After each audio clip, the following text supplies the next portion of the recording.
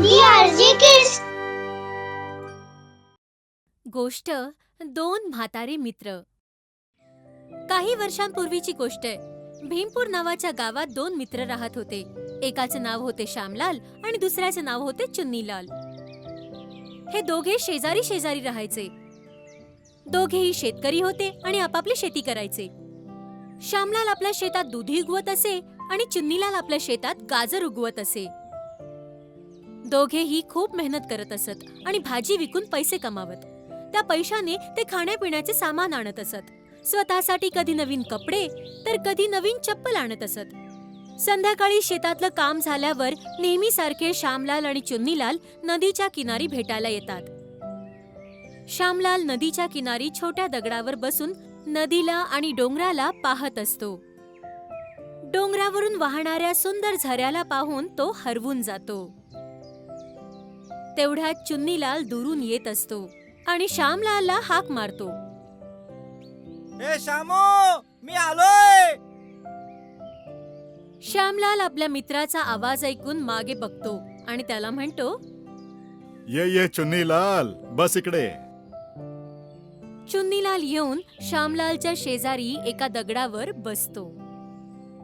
तुला माहित आहे श्यामलाल, आज मी गाजराचं पीक कापून बाजारात विकून चांगले पैसे मिळवले. माझे महिन्यांचे कष्ट सफल झाले. मी आज खूप खुश आहे. अरे वा, ही तर खूपच चांगली गोष्ट आहे चुन्नीलाल. मी खूप आनंद आहे ऐकून. श्यामलाल चुन्नीलालच्या पाठीवर हात ठेवून शाबासकी देतो. धन्यवाद श्यामलाल. मी खूप नशीबवान आहे, कारण मला तुझ्यासारखा मित्र मिळाला जो मला नेहमी विश्वास देतो. अरे असं काही नाहीये चुन्नीलाल. मला हे आवडतं जेव्हा तू आपल्या कामात सफल होतोस. असे बोलून श्यामलाल हसतो आणि त्याच्याबरोबर चुन्नीलाल पण हसतो. अच्छा, यावेळी तुझं दुधीचं पीक कसं होतं श्यामलाल?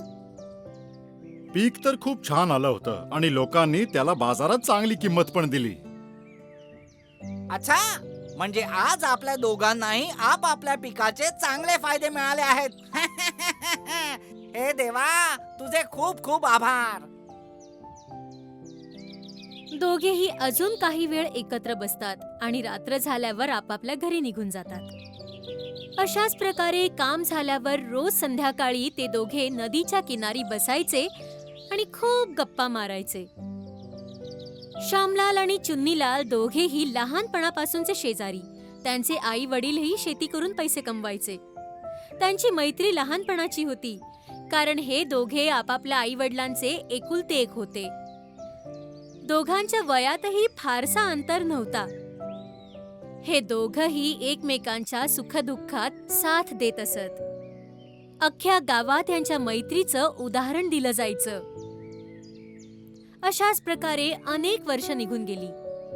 दोघांची वय वाढत गेली आणि मेहनत करायची शक्ती कमी होत गेली. बघता बघता दोघेही म्हातारे झाले. एका संध्याकाळी दोघे एकत्र बसून गप्पा मारत होते. आता आपण दोन्ही किती म्हातारे झालो आहे. शेती करण्यात आपलं वय वाढत गेलं. बरोबर आहे श्यामलाल. शेती करता करता वेळेचं भानच नाही राहिलं. आता आपण कमजोर पण झालो आहे, पण पैसे कमवण्यासाठी अजूनही शेती करावीच लागेल आपल्याला. श्यामलाल, जर आपल्याला बायको किंवा मुलं असती तर फार बरं झालं असतं. आपण कामात एवढे व्यस्त झालो होतो की आपण विचारच नाही केला की लग्न करायला पाहिजे. म्हातारे झाल्यावर मुले आपली आधार झाली असती. बरोबर बोललास चुन्नीलाल, पण आता आपले वय उलटून गेलं आहे. जर आपल्याला जगायचं आहे तर काम तर करावंच लागेल. हे मान्य आहे की आपल्यात आधी सारखी शक्ती नाहीये, पण आपण थोडं काम तर करूच शकतो. श्यामलाल चुन्नीलालला हसून असं म्हणतो. चुन्नीलालही इशाऱ्याने आपली सहमती दर्शवतो. त्यानंतर दोघेही आपापल्या घरी जातात. श्यामलाल अजूनही शेतात जाऊन जेवढे होऊ शकेल तेवढं काम करतो. त्यामुळे त्याला थोडेफार पैसे मिळतातही. चुन्नीलाल शेतात तर जायचा, पण पूर्ण दिवस बसून दुःख करत बसायचा आणि स्वतःशीच बोलायचा की कोणीतरी मला सांभाळायला असतं तर बरं झालं असतं. याच विचारात त्याचा संपूर्ण दिवस जायचा आणि तो दिवसाच्या शेवटी काहीच पैसे कमावू शकत नव्हता. एके दिवशी श्यामलाल आणि चुन्नीलाल संध्याकाळी भेटतात. श्यामलाल थकलेला दिसत होता, पण तरीही आनंदी होता.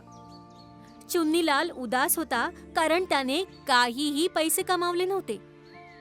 श्यामलालला आनंदी बघून चुन्नीलाल विचारतो, काय झालं श्यामलाल?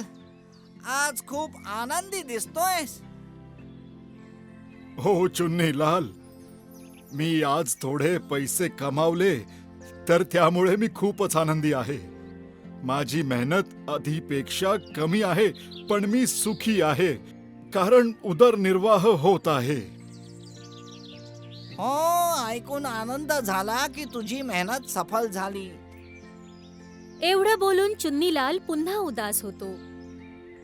धन्यवाद चुन्नीलाल, पण तू उदास का दिसत आहेस? काय झालंय? मी दुखी आहे कारण मी शेतात काहीच काम नाही केले. फक्त विचार करत बसलो की जर कोणी मला सांभाळले तर, आणि त्यामुळे मी काही पैसे नाही कमावू शकलो. हे ऐकल्यावर श्यामलाल काहीतरी विचार करतो आणि मग म्हणतो, उदास होऊन काहीच होणार नाहीये चुन्नीलाल. माझ्याकडे एक उपाय आहे. तो कोणता? मी उद्या तुला शेतात भेटतो. तोपर्यंत तू स्वतःची काळजी घे. असं म्हणून श्यामलाल आपल्या घराकडे निघतो. चुन्नीलाल विचार करू लागतो की त्याच्या मित्राकडे काय उपाय असेल. काही वेळ विचार केल्यानंतर तोही आपल्या घरी निघून जातो.